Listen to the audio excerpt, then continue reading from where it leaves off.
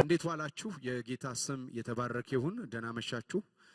በዚህ የሮብሮብ ፕሮግራማችን ውስጥ የነገረ ድነትን ትምህርት አብረን እየተማርን ያለነው። በዚህ የነገረ ድነት ትምህርታችን ውስጥ ላለፉት ጊዜያቶች ውስጥ የጌታችን የኢየሱስ ክርስቶስን የማዳን ሥራ በእግዚአብሔር ወንጌል በሚል በሮሜ መጽሐፍ ላይ ለሁለት ከፍለን እያየን ነው። ስለዚህ መዳን የዳነው ከምንድነው ብለናል። ሁላችንም የዳነው ከኃጢአት ነው። ከኃጢአት ምን? መጽሐፍ ቅዱስ እንደሚናገር ከኃጢአት ቁጣ፣ ከኃጢአት ኃይልና ኃጢአት የለሽ ለመሆን እግዚአብሔር በክርስቶስ ኢየሱስ ስራችንን እንደሰራ ተመልክተናል። የጌታችን የኢየሱስ ክርስቶስ የማዳን ሥራ ከኃጢአት ቁጣ ድነናል የምንለው ባለፈ ጊዜ የተጠቀሰ ነው።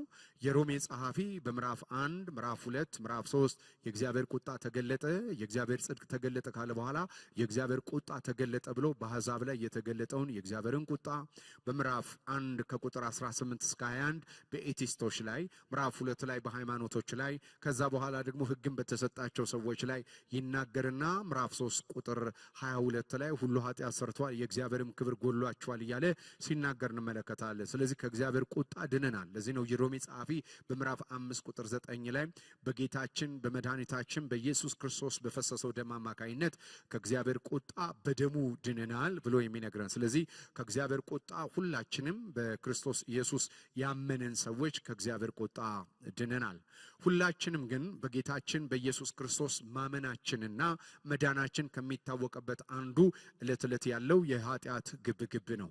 ከዚህ በፊት አየር ላይ በሚሰራው አለቃ ፍቃድ መሰረት የልቦናችንንና የሥጋ ፍላጎቶቻችንን እያደረግን በዚህ ምድር ላይ እንመላለስ የነበርን ሰዎች አሁን በክርስቶስ ኢየሱስ ካመንንና ከዳንን በኋላ አዲስ ሕይወት ስለተቀበልን በፊት ይናደርጋቸው የነበሩትን ልማዶችና ኃጢአቶች ማድረግ ሁልጊዜ በቀላሉ አይደለም። ሁልጊዜ ማድረግ እንቸገራለን።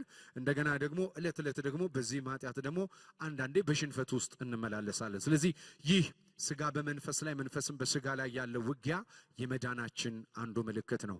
አንድ የገባ ሕይወት ስላለ ነው። ስለዚህ ዕለት ዕለት ደግሞ በጌታችን በኢየሱስ ክርስቶስ በተሰራው የጸጋና የማዳን ኃይል ዕለት ዕለት ከኃጢአት ኃይል አርነት እንወጣለን። ስለዚህ ዕለት ዕለት ከኃጢአት አርነት ጋር ግብግብ አለብን። በእግዚአብሔር ጸጋ ግን ከኃጢአት ኃይል አርነት እየወጣን ዘወትር እየተቀደስን ወደ ክርስቶስ ኢየሱስ መልክ እናድጋለን። በጌታችን በኢየሱስ ክርስቶስ ዳግም መመለስ ወይም ደግሞ በሙታን ትንሣኤ ደግሞ ይሄ የሚበሰብሰውን የማይበሰብሰውን በሚለብስበት ሰዓት ላይ ደግሞ ኃጢአት የለሽ እንሆናለን። ስለዚህ የዳነው ከምንድነው? ከኃጢአት ቁጣ፣ ከኃጢአት ኃይልና ኃጢአት የለሽ ለመሆን ድነታችን ተፈጽሟል። ባላፊ በአሁንና በወደፊት ጊዜ የተቀመጠ መጽሐፍ ቅዱሳችን የዳንበትን ደግሞ ሲናገር በጌታችን በኢየሱስ ክርስቶስ ማንነትና ሥራ ድነናል። ክርስቶስ ኢየሱስ በሥጋ በመምጣቱ ጨምሮ በሞቱና በትንሣኤ በሰማይም በቀጠለው የእርገትና የጥብቅና ሥራ አማካይነት እንደገና ደግሞ በዳግም ምጽአትና መመለሱ ጨምሮ የድነታችንን ሥርዓት ፈጻሚ ፊተኛ ሊቀ ካህንና ሐዋርያችን ክርስቶስ ሆኗል። ስለዚህ በመጽሐፍ ቅዱሳችን ይህንን ካየም በኋላ በሕይወት ውስጥ ያለውን ድነትና በሞቱ የተሰሩትን ድነቶች አይተናል። የሮሜ ጸሐፊ በጌታችን በኢየሱስ ክርስቶስ መስቀል የኃጢአት ይቅርታን፣ ቤዛነትን ወይም ደግሞ መዋጀትን፣ መታረቅን፣ ስርየትን ጨምሮ እነዚህን በክርስቶስ ኢየሱስ ሞት እንዳገኘን ከተናገረ በኋላ በሕይወቱ ደግሞ የዕለት ዕለት ቅድስናችን ዕለት ዕለት ከኃጢአት ጉልበትና አቅም እየዳንን ወደ ልጁ መልክ እንዴት እንደምናድግ ስንከታተልና ስንማር ቆይተናል። ዛሬ እምነትንና ጽድቅን እንደገና ሥራንም ጨምሮ በጳውሎስና በያዕቆብ መጽሐፍ ላይ የተጠቀሱ ቃላቶች አሉ። ስለዚህ እነዚህን ቃላቶች በመጽሐፍ ቅዱስ እሳቤ ውስጥ ምን አይነት መልእክት እንዳላቸው እንመለከታለን። ብዙ ጊዜ ከድነታችን አንጻር አንዳንዴ ሰዎች ከያዕቆብ አሊያም ከጳውሎስ በመጥቀስ ድነታችንን ሁለትዮሽ እንዳለው የሰው ስራና የእግዚአብሔር ስራ እንደሆነ በመረዳዳት ወይም ደግሞ ሲነርጂዝም የምንለው አንዱ አንዱን በማገዝ ውስጥ ያለ ድነት ተደርጎ እንዲታሰብ ምክንያት ሆኗል። ስለዚህ ሁለቱንም ቃላቶች የተጻፉትን ሐሳብ በማንሳት እንመለከታለን ማለት ነው። ይህ ሐዋርያው ጳውሎስ ለገላትያ በጻፈው መልእክት ምዕራፍ 2 ቁጥር 16 ሰው በእምነት እንጂ በሕግ ሥራ እንደማይጸድቅ ይለናል። ያዕቆብ ደግሞ በምዕራፍ 2 ቁጥር 24 ላይ ሰው በእምነት ብቻ ሳይሆን በሥራ እንደሚጸድቅ ብሎ ይነግረናል። ስለዚህ እነዚህ ሁለቱ ቃላቶች በሥራ ብቻ የሚላለ ያለ ሥራ አይሆንም የሚል ትርጉም ያላቸው የሚመስሉ ሁለት ስነ መለኮታዊ ቅራኔ ያላቸው ወይም አንዱ የሌላውን የሚቃረን የሚመስሉ አሉ። በጳውሎስና በያዕቆብ መካከል ቅራኔ የለም፣ ኮንትራዲክሽን የለም። ተደጋጋፊነት ግን አለ፣ ወይም ደግሞ ኮምፕሊመንተሪ እንዳለ እንመለከታለን። እነዚህ ሁለቱ ሐዋርያዎች እንደ ሁለት ጠበቆች ነው እንዲሁም መቁጠር ያለብን። ሁለቱም የሚከላከሉት ለተመሳሳይ እውነት ነው። የሚከራከሩት ግን ከተለያየ አቅጣጫ ነው። አንደኛው የሚከራከረው ድነትን ከሥራ ጋር እንዳይደባልቁ ነው። ሁለተኛው ደግሞ የሚከራከረው ድነታቸው በመልካም ሥራ እንዲገለጥ ይህንን ያልገለጡ ወይም ደግሞ ሕግ የለሽ አንቲኖሚኒዝም ነው። ስለዚህ ጳውሎስ ሌጋሊዝምን ሲቃወም ያዕቆብ አንቲኖሚኒዝምን እየተቃወመ ነው። ሕግ አልባና ስርዓት የለሽ። ጳውሎስ ድነታችን በሥራ እንደሚገለጥ ይናገራል። ሙሉ መጽሐፉ የሚያወራው የጳውሎስ መልእክቶች እነዛ ናቸው። የኤፌሶ መጽሐፍ ምዕራፍ 2:8 ብቻ ብንመለከት በጸጋ ድናችኋል ከሥራ አይደለም ካለ በኋላ የዳነንበትን ፍጥረቱንና እንመላለስበት ዘንድ መልካሙን ሥራ ለማድረግ በክርስቶስ ኢየሱስ ተፈጠረናል። ለቲቶም ሲነግር እሱን ነው የሚናገረው። የዳንበትን ጸጋ ሲናገር ዓለማዊ ምኞትን ኃጢአተኝነትን ትተን የተባረከውን ተስፋችንን የክርስቶስን ምጽአት የምንጠብቅበት እንደሆነ ይነግረናል። ስለዚህ አንዱ ከአንዱ ጋር ድነትን በተመለከተ ተቃርኖ የላቸው፣ ነገር ግን ተመጋጋቢነት አላቸው። አንደኛው ድነታችን ያለ ሕግ በጸጋ መሆኑን ለማስተማር የተጻፈ ነው። ሁለተኛው ያዕቆብ ደግሞ የዳነ ሰው ደግሞ በፍሬ መገለጥ እንዳለበት፣ በተግባራዊ የህይወት ስራዎች መገለጥ እንዳለበት ይነግረናል። እንዲሁም ካነሳቸው አንዱ የመንፈስ ፍሬ የእግዚአብሔር መንፈስ እኛውስ ካለ ማንም የእግዚአብሔር መንፈስ የሌለው የእርሱ ወገን አይደለም ይላል። የእግዚአብሔር መንፈስ ያለው ደግሞ የመንፈስ ፍሬ የሆነውን ፍቅር፣ መልካምነትንና ቸርነትን፣ በጎነትን ማድረግ ከፍቅር የሚነሳ ስራና ከእምነት የሚነሳ ስራ ይጠበቃል። ስለዚህ አዲስ ኪዳን ላይ በፍቅር በእምነት የሆነው የሚሰራ ስራ ከአማኞች ህይወት ላይ ተገልጦ መታየት አለበት። ይሄም የመዳናችን ምልክት ነው እንጂ ለመዳናችን ቅድመ ሁኔታ አድርጎ አላስቀመጠውም። የያዕቆብን መጽሐፍ ስንመለከት መስቀል፣ ቤዛነት፣ ትንሣኤ፣ ስሬት የመሳሰሉትን ነገሮች አንመለከተም። የያዕቆብ መልእክት ይህንን ያዕቆብ ስለማያውቅ ሳይሆን የመልእክቱ ትኩረት እነዚህ ስላልሆኑ ነው። የያዕቆብ የመልእክት ትኩረት ግን ምንድን ነው ብለን ስናስብ ያዕቆብ በመልእክቱ ላይ ማተኮር የሚፈልገው ቅድስናን፣ መንፈሳዊ እድገትን፣ ጽድቅን፣ በክርስቶስ ኢየሱስ ያለውን የመጽናት ህይወት ነው። ምክንያቱም ክፍሉን ስንጀምር ሁለት አይነት ጥበብ አማኞች ከዓለም ከሆነው ከስጋ ከሆነው ከዲያብሎስ ከሆነው ጥበብ ይልቅ በክርስቶስ ኢየሱስ ንጹህና መልካም የሆነውን ከላይ የሆነውን ጥበብ እንዲጠቀሙ። ስለዚህ ሁለት አይነት ጥበብ፣ ሁለት አይነት አንደበት አናይም። የሚባርክና የሚራገም አንደበት እንመለከታለን። ሁለት አይነት እምነት አንመለከትም። በስራ የማይገለጥ ራሱን የማይገልጥ ሙት የሆነ አጋንንታዊ የሆነ እምነት እንዲሁም ይለዋል። ብሊፊንግ ሲስተም ብቻ፣ አግሪመንት ብቻ፣ መለወጥ የሌለበት ዳይናሚክስ የሌለበትን ሁለት አይነት እምነት፣ ሁለት አይነት በረከት፣ ሁለት አይነት ጥበቦችን እንመለከታለን። ስለዚህ ካርናሊቲና ስፒሪቹዋሊቲን ዓለማዊነትንና መንፈሳዊነትን እያወዳደረ ሰዎች በያዕቆብ ለተበተኑ ሰዎች ወደ ክርስቶስ ኢየሱስ ፍጹም ሙላት እንዲመጡ ወይም ደግሞ እግዚአብሔር የሰጣቸውን ህይወት ገልጠው በዚህ ምድር እንዲመላለሱ የሚያበረታታ መጽሐፍ ነው። እነዚህ ሁለቱ መጽሐፍቶች በቅድመ ሁኔታ በዚህ መልኩ ካየን ይህ የመጽሐፉ ኮንቴክስት ወይም አውድ ነው። አውዱም በዚህ መልኩ ልንረዳ ይገባል። ሁለቱም ሰዎች የጻፉት ለተለያዩ አይነት ሰዎች ነው። ጳውሎስ ለገላትያ ሰዎች ነው።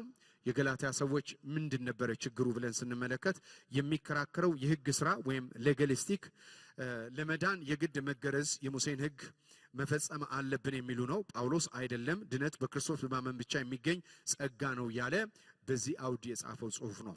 ያዕቆብም ለተበተኑ አማኞች ነው የሚከራከረው። ስርዓት አልበኝነት፣ ክርስቲያናዊ የሆነ ስነ ምግባር መጥፋት፣ ክርክር፣ ጠብ። ምክንያቱም ያዕቆብ መጽሐፍ ምዕራፍ 4ን ስንጀምር በመካከላችሁ ያለው ጠብና ክርክር ከምን የመጣ ነው? ከስጋዊነት የተነሳ ነው እያለ ከትዕቢት የተነሳ ነው እያለ እግዚአብሔር ትዕቢተኞችን ጸጋ ይሰጣል፣ እንደገና ደግሞ ትዕቢተኞችን ይቃወማል እያለ ሲናገር እናያለን። ስለዚህ አጠቃላይ የሚከራከረው ስርዓት አልበኝነት፣ ክርስቲያናዊ ስነ ምግባርን ያለ መግለጥና ሕፃንነትን እንመለከታለን። እነዚህ ሰዎች አምነናል ካልን በቃ ምንም አይነት መልካም ስራ መስራትና መለወጥ አያስፈልገንም ይሉ ነበር። ያዕቆብ አይደለም፣ እውነተኛ እምነት በስራ ወይም በለውጥ ይገለጣል ነው።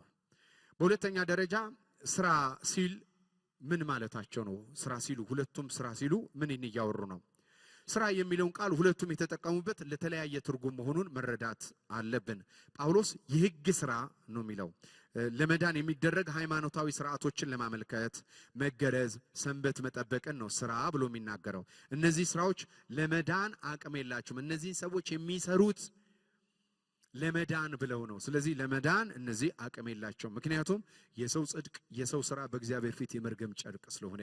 ያዕቆብ ደግሞ ስራ የሚለው ጉድ ወርክ ብሎ የሚናገረው ከእምነት የሚመነጭ የፍቅር አገልግሎትና ስነ ምግባር፣ ድሆችን መርዳት፣ አንደበትን መግዛት፣ ከምድራዊ ጥበብ መጠበቅ፣ እነዚህ ስራዎች እምነትን ሕያዋን መሆኑን ማረጋገጫ ነው። ስለዚህ አንድ ሰው አምኖ ሕያው መሆኑን የማረጋገጫ፣ ምክንያቱም አንድ ሰው ከተወለደ ማደግ አለበት። በሚያድግበት ሰዓት ላይ ደግሞ ሊሽራቸው የሚገባ ወይም በተወለደበት ሕይወት ደግሞ ሊያድግበት የሚገባ ስርዓት መኖሩን ያዕቆብ ሊያስተምረን ስለፈለገ ነው።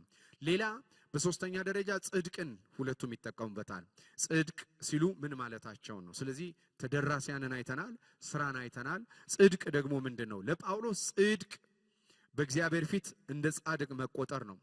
ጁዲካል ስታንዲንግ ነው ወይም ራይት ስታንዲንግ ነው። ራይቸስነስ ራይት ስታንዲንግ ዊዝ ጋድ በእግዚአብሔር ፊት የመቆም ብቃት ነው። ወይም ማለት በፍርድ ላይ በእግዚአብሔር ፍርድ ላይ ጀስቲፋይድ መደረግ ከፍርድ ማምለጥን የሚያመለክት ሲሆን ለያዕቆብ ጽድቅ ደግሞ የእምነት እውነተኛ በሰው ፊት ማስመስከር ነው። ያኛው ጽድቅ የሚለው በእግዚአብሔር ፊት ያለ ኃጢአትና ያለ በደለኝነት የመታየትን ፍርድ በእግዚአብሔር የፍትህ አደባባይ ላይ ያለውን ሲያመለክት፣ ይሄኛው ጽድቅ ደግሞ በሰዎች ፊት የሚገለጠውን የህይወት ስርዓት ነው። በሌላ አማርኛ አንደኛው ጳውሎስ የሚነግረን ራይት ስታንዲንግ ሲሆን ያዕቆብ እያወራን ያለው ራይት ዎክ ነው ወይም ክርስቲያናዊ የህይወት ስርዓትን አመልካች እንደሆነ እንመለከታለን። ስለዚህ ጳውሎስና ያዕቆብ አይጋጩም። ጳውሎስ የድነት በር እምነትን ሲያሳየን፣ ያዕቆብ ደግሞ የድነት መንገድን ቅድስናን ወይም ስራን እድገትን ያሳየናል። አንዱ ያለ አንዱ የድነትን ምስል ጎዶሎ ስለሚያደርገው፣ ስለዚህ ሙሉ ነው የሚያደርገው። እኔ ብዙ ጊዜ ማኑዋል 1 እና ማኑዋል 2 ብዬ እናገራለሁ። ማኑዋል 1 በክርስቶስ የተደረገው ነው። ማኑዋል 2 በሰው ፊት የምንመላለስበት ነው ብዬ አወራለሁ። ጳውሎስም ይህን ነው የሚናገረው። ለምሳሌ የሮሜን መልእክት ተመልከቱ፣ ኤፌሶንን ተመልከቱ፣ ቆላሲያስን ተመልከቱ። ጳውሎስ ደብዳቤዎችና መልእክት ለምሳሌ ኤፌሶንን እንመረጥ። ኤፌሶን በክርስቶስ ኢየሱስ ፊት የነበረን ስቴት ከገለጠ በኋላ በክርስቶስ ኢየሱስ የተደረግነውን ያወራናል። ከዛስ በኋላ ምዕራፍ 4 ምዕራፍ 5 ምዕራፍ 6ን ስንመለከት በሰላም በጥበብ ተመላለሱ፣ እንደገና ደግሞ በፍቅር ተመላለሱ፣ በጥበብ ተመላለሱ። ከዛ ደግሞ በዲያብሎስና በጨለማው ዓለም ላይ ቢስታን ቢፈርምድ ብሎ ሲናገር እንመለከታለን። ስለዚህ ወክን ከማውራቱ በፊት የሚነግረን ነገር ቢኖር በክርስቶስ የተደረግነው ነው። ስለዚህ እንዲህ ከተደረግን እንዲህ አይነት ምልልስ ከኛ ይጠበቃል የሚል መልእክት ነው። ጽድቅ የሚለው ቃልና ሐሳብ በጳውሎስና በያዕቆብ ዘንድ አንድ አይነት መልእክትና ትርጓሜ ያላቸው። በጳውሎስና በያዕቆብ መጽሐፍት ውስጥ ጽድቅ ወይም መጽደቅ የሚለው ቃል በአንድ አይነት የቃል ቅርጽ ቢቀርብም ትርጓሜውና ተግባራዊ መልእክቱ ግን ኮንቴክስቹዋል ሚኒንግ የምንለው ግን ይለያያል። ልዩነቱ በሁለት አቅጣጫ እንከፍለዋለን። በሐዋርያ ጳውሎስ ዘንድ ጽድቅ እንደ ሕጋዊ አዋጅ ነው። ለጳውሎስ ጽድቅ ፍርድ ቤት ላይ እንደሚሰጥ ውሳኔ ነው። ትርጓሜውም አንድ ሰው ኃጢአተኛ ሆኖ ሳለ በክርስቶስ ሥራ ምክንያት በእግዚአብሔር ፊት እንደ ጸደቀ ተቆጥሮ ከቅጣት ነፃ የሚሆንበትን የጸጋ አዋጅ አመልካች ነው። ጊዜው ይህ የሚሆነው አንድ ሰው ሲያምን ወዲያውኑ ነው። የድነት ጅማሬ የምንለው እሱን ነው። ትኩረቱን ስንመለከት እግዚአብሔር ስለኛ ያለውን አመለካከት ላይ እግዚአብሔር እኛን እንዴት ያየናል የሚለውን የለወጠው ነው። በሮሜ 5:1 ላይ ስንመለከት እንግዲህ በእምነት ከጸደቅን በእግዚአብሔር ዘንድ በጌታችን በኢየሱስ ክርስቶስ ምን እንያዝ? ሰላምን እንያዝ። ስለዚህ ከእግዚአብሔር ጋር ከነበረ የጥል ግድግዳ የፈረሰበትን አመልካች ነው። በሐዋርያው ያዕቆብ ዘንድ ደግሞ ጽድቅ እንደ ተግባራዊ ማረጋገጫ የምንመለከተው ነው። ለያዕቆብ ጽድቅ በሕይወት መገለጥና መረጋገጥ ነው። አንድ ሰው እምነት አለኝ ሲል ያ እምነቱ እውነተኛና ሕያው መሆኑን በሥራ አማካይነት ለሰውና ለዓለም የሚያስመሰክርበት ቬኒዲኬሽን እንደሆነ እንመለከታለን። ይህ በእምነት ሕይወት ውስጥ የሚታይ ሂደታዊ ነው። አንድ ጊዜ የሆነ ቅጽበታዊ አይደለም፣ ሂደት ነው፣ ፕሮግሬሲቭ ነው። ዕለት ዕለት ወደ ልጁ መልክ የምናድግበት፣ ከክብር ወደ ክብር የምንለወጥበት፣ ትላንት የነበረውን የልጅነት ባህሪ እየሻረን የምንሄድግበትን መንገድ አሳይ ነው። ፕሮግሬሲቭ ነው፣ ግሮዝ ነው፣ እድገት ነው። ያኛው ግን ቅጽበታዊ ነው። የእምነታችንን ውጤት ላይ ስንመጣ ምን ይመስላል ስንል ቁልፍ ጥቅሱ ላይ የዕብራውያን ጸሐፊ በምዕራፍ 2 ቁጥር 24 ላይ ነው። ሮሜ 5:1 እንዳየን ያዕቆብ 2:24 ላይ ሰው በእምነት ብቻ ሳይሆን በሥራ እንዲጸድቅ ታያላችሁ። እዚህ ጋር ታያላችሁ የሚለው ቃል ጽድቅ ተመልካች ወይም ምስክር የሚፈልግ መሆኑን ያመለክታል። ስለዚህ ታያላችሁ የሚለው ቃል የተገለጠን ጽድቅ ወይም የተገለጠን ክርስቲያናዊ ስነ ምግባርና ሂደት ወይም ፕሮግሬሲቭ ቼንጆችን አመልካች እንደሆነ እንመለከታለን። የሁለቱ የጽድቅ እይታ ንጽጽርን ስንመለከት ሮሜ ላይ የሚናገረው የጽድቅ አይነት የተቆጠረ ጽድቅ የምንለው imputed righteousness። ሐዋርያ ጳውሎስ በሮሜ 4 ላይ እግዚአብሔር ኃጢአቱን የማይቆጥርበት አብርሃም ጽድቅ ሆኖ ተቆጠረ፣ ስለዚህ እኛ በክርስቶስ ጻድቅ ተደርገን ተቆጠረን የሚለው። ስለዚህ ሎጎዞማ የሚለው የቡክ ኪፒንግ ቋንቋ እኛ አካውንት ላይ የተቆጠረውን እግዚአብሔር በክርስቶስ ኢየሱስ ለኛ ያስቆጠረውን አመልካች ቃል እንደሆነ እንመለከታለን። ሁለተኛው ደግሞ የተገለጠ ጽድቅ ነው። ዲሞንስትሬትድ ግሬስ የምንለው ወይም ደግሞ ፕራክቲካል ግሬስ የምንለው ወይም ራይት ወክ ራይት ስታንዲንግ ሳይሆን ራይቸስነስ ራይት ወክም ስለሆነ በአብርሃም ታሪክ ውስጥ የተሰጠ ሌላ ማብራሪያ ደግሞ ስድስተኛ እንመልከት። አብርሃም ስለተነሳ አብርሃምን እንመልከት። አብርሃምን ስንመለከት ሁለቱም ሐዋርያት አብርሃምን እንደ ምሳሌ ይጠቅሱታል። ነገር ግን የጠቀሱት ጊዜ ይለያያል። ጳውሎስ ዘፍጥረት 15:6 ላይ አብርሃም ገና ሳይገረዝና ይስሐቅ ሳይወለድ አመነ፣ ጻድቅም ሆኖ ተቆጠረለት፣ ይህ እምነት ጽድቅ ነው ይላል። ስለዚህ ዘርህን እንዲያበዛለው ሲለው አብርሃም ዘር በሌለበት፣ አብርሃም መውለድ በማይችልበት፣ ሳራ መውለድ በማትችልበት፣ አብርሃም ልጅ በዘገየበት ጊዜ እሱ ሊወልድ በማይችልበት ልጅን በሚሰጥ በእግዚአብሔር ላይ ያለ እምነቱን ነው የሚያመለክተው። ዘርህን እንዳሸዋ አበዛለሁ ሲለው፣ እግዚአብሔር ልጅ እሰጥሃለሁ ሲለው አብርሃም ያለበት ኮንዲሽን ተስፋ የለውም። ለዚህ ነው የሮሜ ጸሐፊ በምዕራፍ 4 ላይ ተስፋ በሌለበት ጊዜ ተስፋ ይዞ አመነ የሚለን። ሌላ ያዕቆብ አብርሃምን የሚጠቅሰው ደግሞ በዘፍጥረት 22 ላይ ነው። አብርሃም ልጁን ይስሐቅን ለመስዋዕት በታዘዘ ጊዜ፣ ስለዚህ ከእምነት የሆነውን የመታዘዝን ሕይወት ያዕቆብ ሲነግረን በእምነት የሆነውን ደግሞ በእግዚአብሔር ፊት የመቆምን ጽድቅ ነው የሚነግረን። ስለዚህ በዘፍጥረት 32 እና በዘፍጥረት 16 በአብርሃም ሕይወት ውስጥ የ30 ዓመት ልዩነት አለ። ይህ የዘፍጥረት 22 አብርሃም ልጁን ይስሐቅ ለመስዋዕት በታዘዘ ጊዜ እምነቱ ከሥራው ጋር አብሮ ይሰራ እንደነበረ፣ እምነቱም በሥራ እንደተፈጸመ ይታያል። ስለዚህ ይህ የሥራ መታዘዝ ጽድቅ ይባላል። ጌታችን ኢየሱስ ክርስቶስ እንደተናገረው ነው። መጥምቁ ዮሐንስ እኔ አንተን ላጠምቅ አይገባም፣ የጫማህንም ጠፍር ልፈታ አይገባም፣ አንተ ልትልቅ እኔ ላንስ ይገባል ሲለው ጌታ ኢየሱስ የተናገረው እንደዚህ ነው ያለው፣ ጽድቅን ልንፈጽም ይገባል። ስለዚህ ጽድቅ የዳንበት የቆምንበት ብቻ ሳይሆን የምንታዘዘውም የእምነት ስርዓታችን እንደሆነ እንመለከታለን። ስለዚህ ይህ ስራ የመታዘዝ ጽድቅ ነው። ጳውሎስ እንዴት እንድናለን ለሚለው ጥያቄ ጽድቅን እንደ መሰረት ይጠቅሰዋል። ያዕቆብ ደግሞ ድነናል ካለም በኋላ እንዴት እንኖራለን ለሚለው ጥያቄ ጽድቅን እንደ ማስረጃ ይጠቅሳል። እንዴት ነው ምንድነው የምንለውን አብርሃም ተስፋ በሌለበት ጊዜ ተስፋ ይዞ ያመነ፣ ከአብርሃም የሚወጣ ከይስሐቅም ከሳራ የሚገኝ ልጅ በሌለበት ጊዜ እግዚአብሔርን አምኖ ልጅ ያገኘበትን ነው የምናወራው። እንደገና አብርሃም በዚህኛው ህይወቱ ላይ ደግሞ ስንመለከተው ልጁ ጣዖት አለመሆኑን ከእግዚአብሔር የተቀበሉን ለእግዚአብሔር መስጠት እግዚአብሔርን በስጦታ ለማምለክ ከእግዚአብሔር የተቀበሉን ለእግዚአብሔር ለማስገዛት ምንም ችግር እንደሌለበት እንመለከታለን። የተገለጠ ህይወት እንመለከታለን። አብርሃም ልጅን ይስሐቅን እግዚአብሔር አሳልፈ ስጠኝ ሲለው አንደኛ በማለዳ መውጣቱ፣ ሁለተኛ ለብዙ ዓመት የጠበቀውን ልጁን፣ በሶስተኛ ሚስቱ ጋር ነገ ምን ብሎ ሊመልስ ይችላል? አራተኛ በማህበረሰብ መካከል ነገ ቢጠየቅ ምን ብሎ ሊናገር? በአምስተኛ ስነ መለኮቱ ልጅን መስዋዕት አድርጎ ማቅረብ በእግዚአብሔር ፊት። እነዚህም በሙሉ አልፎ ሄደው በክርስቶስ ኢየሱስን ተሻግሮ ስላየ እነዚህን ነገሮች አልፎ ታዘዘ፣ ልጁን ለመስጠት ታዘዘ። ስለዚህ የመታዘዝን ህይወት እንመለከታለን። በእምነት መታዘዝና በእምነት መጽደቅን። ስለዚህ በእምነት የጸደቅንበት ድነታችን ነው። በእምነት መታዘዛችን ደግሞ እድገታችንን ያሳያል። ስለዚህ የአብርሃም የእድገት ህይወት ስትመለከቱት የሮሜ ጸሐፊ በሁለት መልኩ ተሰጥቶታል። የሌለን እንዳለ አድርጎ በሚጠራ ባመነበት አምላክ ፊት ይላል። አብርሃም የሌለን አለ ይላል። የሌለን ለምን? የእግዚአብሔርን ተስፋ ይዞ የሌለን አለ ይላል። በሁለተኛ ደረጃ ቢሞት እንኳን ያስነሳዋል ይላል። ስለዚህ የመታዘዝ ህይወት ቢሞት እንኳን ያስነሳዋል የሚለውን የእምነት ህይወቱን አመልካች እንደሆነ እንመለከታለን። ስለዚህ በሁለቱ መካከል ያለው ልዩነት የቃላት ትርጓሜ አውድ ወይም ኮንቴክስት እንጂ የመሰረተ ሐሳብ ቅራኔ ኮንትራዲክሽን የለውም። ኮንቴክስት ነው የሚፈታው ማለት ነው።